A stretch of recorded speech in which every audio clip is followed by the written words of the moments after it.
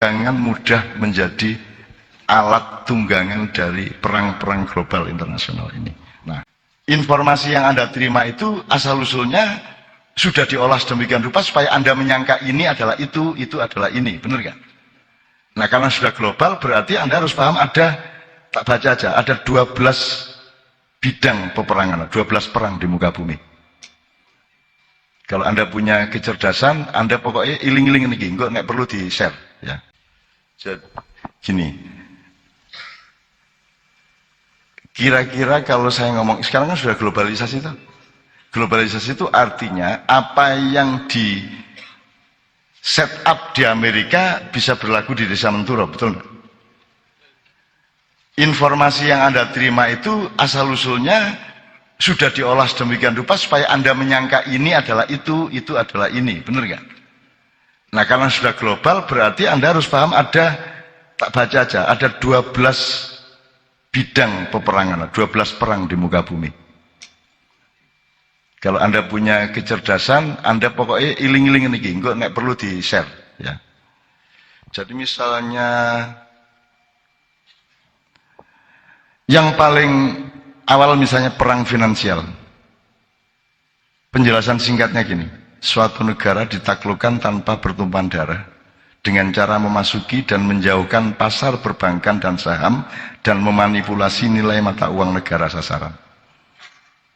Ini ruwet gak karuan nih, dokter piro iki kalau Anda mempelajari. Anda ngerti dolar itu naik itu bukan karena Amerika kuat, tapi karena dunia terlalu percaya kepada dolar. Mergo kabeh wong ngarani iku ganteng, akhirnya disepakati iku ganteng. Padahal bukan ganteng asli. Jadi Amerika mencetak mata uang yang seharusnya itu sepadan dengan kekayaannya.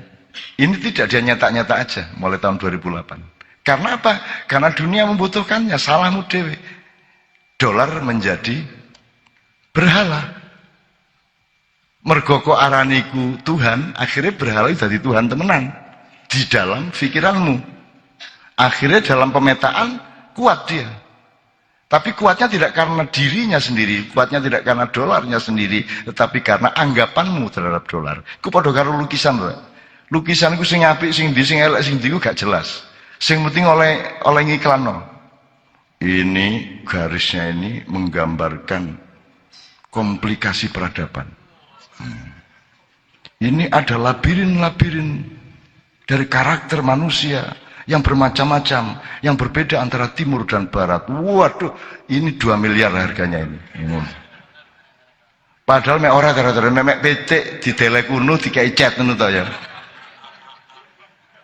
Nah, suatu hari teman-teman sekalian, khusus untuk ini, suatu hari kita akan kembali kepada sistem mata uang di zaman Rasulullah. Kita akan kembali ke sistem dinar. Karena sekarang pun sebagaimana tadi Haramain diurus tidak oleh umat Islam di seluruh dunia, seharusnya ada mata uang internasional yang menjadi penyeimbang dari semua mata-mata uang. Nah, peran mata uang internasional sekarang dipegang oleh dolar. Sama dengan Ka'bah dan Nabawi dipegang oleh Saudi. Itu. Seharusnya ada bank sentral dunia. Sudah ada bank dunia. Tapi dia tidak berperan sebagai, dia malah menjadi bawahannya dolar. Kan gitu. Oke, Anda lebih ngerti lah. Saya tidak mengerti, saya kuliah ekonomi dulu karena yang terima cuma ekonomi. Aku mlebu sastra gak diterima. Gitu. Akhirnya mlebu ekonomi. Nomor 2, perang penyelundupan. Menyabot ekonomi negara pesaing dengan membanjiri pasarnya dengan barang ilegal dan mengacaukan ekonomi lokal dengan membanjiri pasarnya dengan barang bajakan. Perang budaya mempengaruhi dengan budaya yang bisa terhadap negara yang menjadi sasaran dengan memasukkan pandangan budayanya sendiri. Misalnya ini, sekarang ada film animasi. Animasi itu bisa membawa ilmu pengetahuan informasi mengenai bermacam-macam, bagus. Apa Upin Ipin, apa apapun. Tapi jangan lupa di situ juga ada yang ditimpakan kepada mentalitas dan moralitas kita. Jadi di film animasi itu kan tidak ada, kan ada itu kan gambar wong dengan gambar dan tidak ada proporsi, gitu. Ono ndase gede gak ono awake.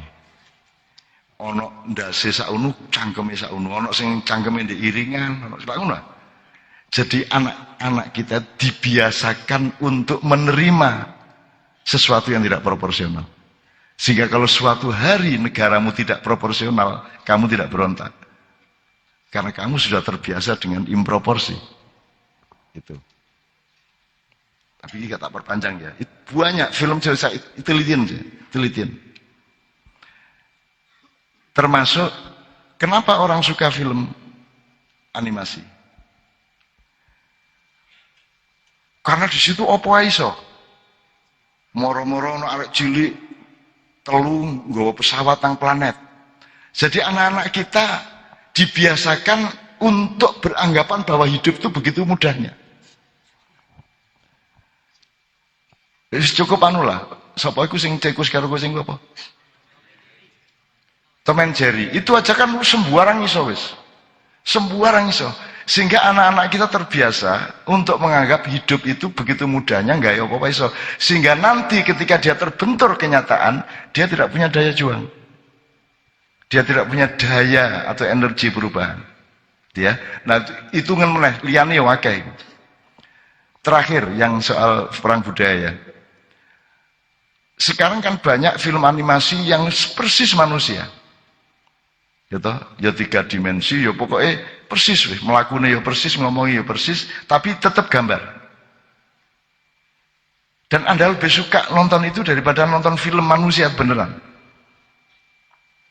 Itu untuk melatih Anda semua, jangan percaya sama manusia. Jadi awakmu akhirnya gak percaya, anggar kita uang gak percaya. Sing bener itu sing wong-wongan. Akhirnya wong gak ada sing dipercaya. Wis ta nek kon gak percaya wis, iku kok diem-diem kon duwe naluri seperti itu. Termasuk nanti mungkin Cak Fuad bisa ikut menjelaskan. Sekarang itu yang berlaku itu ya Lata dan Uzza karena kita ini kan belum didatangi Rasulullah, kan belum pernah kesini Rasulullah.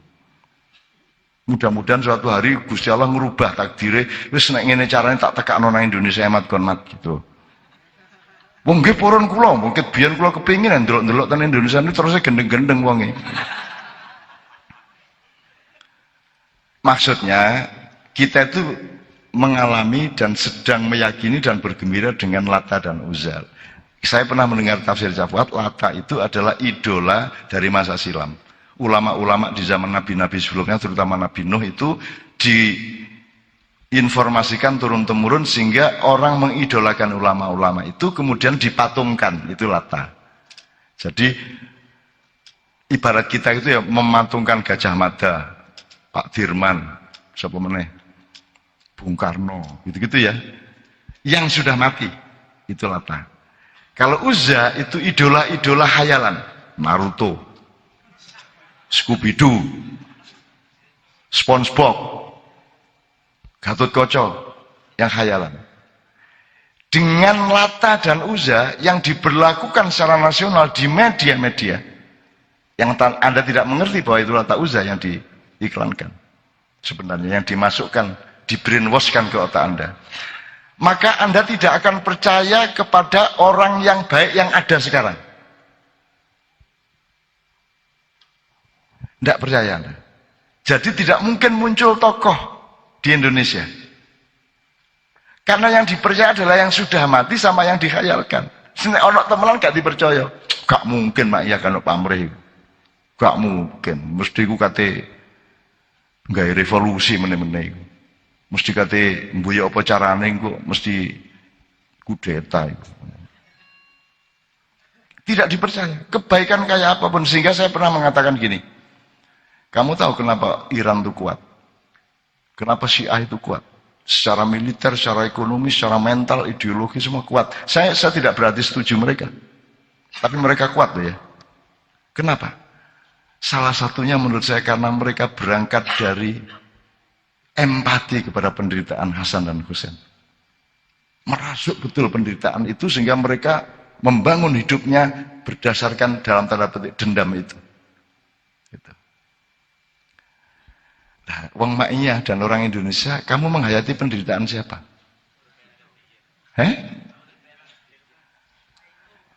Jawabmu sederhana, kula niki kajeng menghayati penderitaan sinten wong kula dhewe menderita. Gitu loh. Sebenarnya secara pribadi saya agak nagih-nagih juga lah, kamu itu tidak ngerti penderitaan saya. Kamu tahunya kan setelah saya nyugui makanan. Kamu tidak tahu bagaimana sengsaranya saya. Tidak usah dulu, sekarang pun kamu tidak pernah menghayati penderitaan saya. Kalau kamu menghayati penderitaan saya, Mak Iya misalnya menderita, wah Mak Iya tidak bisa berbuat apa-apa, tidak dianggap di Indonesia, di media massa tidak ada Mak Iya. Tidak, Mak Iya tidak. Lah rumah sama aku gak tah. Lah aku ini paling disisihkan di Indonesia. Gitu kan? Saya paling dibuang. Ya tapi kan aku gak tahu ngomong, aku begitu rene kan guyang-guyu tok kayak kan apa-apa. Arek-arek akhirnya semua Cak Nun ini baik-baik saja, seneng raimu kan karo nguriku kan. Gitu loh. Tapi saya ndak nagih beneran, itu cuma mancing aja. Kamu harus punya penghayatan terhadap penderitaan. Pilihlah siapa yang menderita itu sebagai keberangkatan daya juangmu. Kalau kamu gini, energi dari kebahagiaan itu hanya 1/10 dibanding energi dari penderitaan. Kau tak kandani yo, nek kono ditanggung akeh. Kadek dicemberuti bojomu pisan. Ya, kon sik wedi karo gendruwo ta gak? Aku takon. Kon nek pas menderita temen sik wedi ta gak karo gendruwo, banaspati? Nek perlu kon aku tak nang kuburan endi, nek banaspati endi, banaspati endi? Gendruwo endi? Kowe gombere endi rene? Kan ngono ta? Saking menderitane wis gak wedi apa-apa. Jadi energi yang lahir dari penderitaan itu 10 kali lipat dibanding energi dari kegembiraan atau kebahagiaan. Nah, jadi mulai hari ini Anda carilah orang yang menderita, hayati. Loh, ngono lho. Jadi begitu kan delok kancamu kok ngelentu, iku ide ono. Gitu. Oke, saya persingkat. Tak waca doa. Perang obat terlarang. Membanjiri dengan obat terlarang melalui pembatasan negara dan merusak moral masyarakat melalui penggunanya. Jadi ini narkoba itu rekayasa luar biasa. Ya. Termasuk virus. Itu juga rekayasa luar biasa dan seterusnya. Termasuk perang antara farmasi atau chemistry melawan nikotin. Jadi urusan rokok itu bukan urusan kesehatan, itu urusan perang dagang. Itu.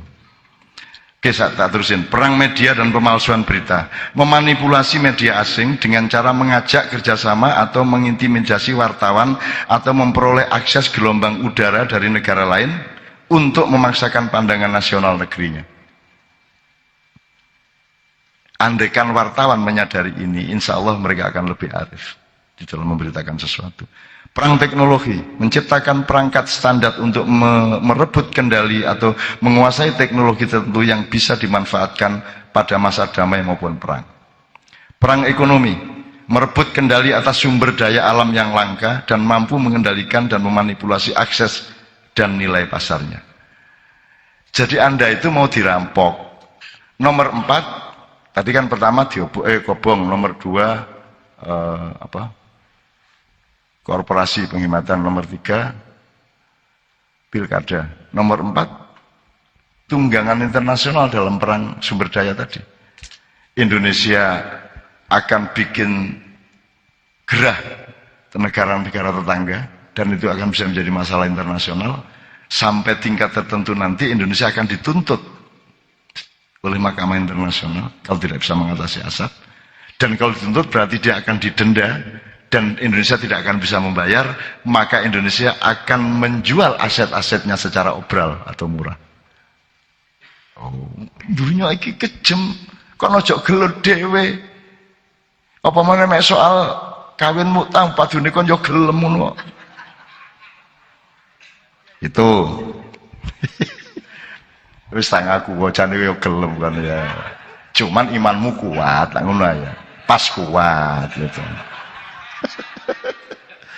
Perang psikologi, memaksakan kepentingan nasional dengan mendominasi persepsi negara lawan. Maksudnya nasional, sini nasional sebuah negara yang merekayasa ya. memaksakan kepentingan nasional dengan mendominasi persepsi negara lawan tentang kekuatan dan kelemahannya. Perang jaringan, berpetualang di dunia maya secara rahasia atau berlindung di balik identitas seseorang, melakukan perang maya yang tidak mungkin dilawan. Jadi teman-teman Facebooker, tolong dianalisis ini. Perang hukum internasional, bergabung dengan organisasi internasional atau multinasional dengan maksud mengendalikan kebijakan dan penafsiran aturan-aturan hukumnya. Makanya legalitas FIFA itu diberebutkan antara PSSI dengan PBSI. Maka sampai hari ini masih beku yang namanya PSSI. Ini tak ceritakan jadi detail. Kalau tak ceritani seneng kan mesti. Gak sido nonton bal-balan kan mana. Alah ngene kurang ajar ngono. Tak kata ceritane cek kon cek duwe hiburan nonton bal-balan. Ini saya segera punya tamu di Jogja, orang-orang yang mengurusi itu. Kalau aku lah tutup wong bal-balan lah. Cuman sekadung maknya akhirnya dianggap saya bisa ikut handle urusan manusia, setan maupun jin. Yang kira-kira nomor gara-gara maknya ini.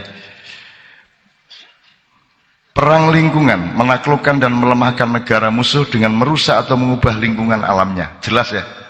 Jelas. Oke, jadi ada 12 macam. Teman-teman sekalian, ini tolong dicari, saya kira ada juga kalau ada browsing apa segala macam. Tolong diperkaya. Artinya kita jangan mudah menjadi alat tunggangan dari perang-perang global internasional ini. Nah, teman-teman sekalian,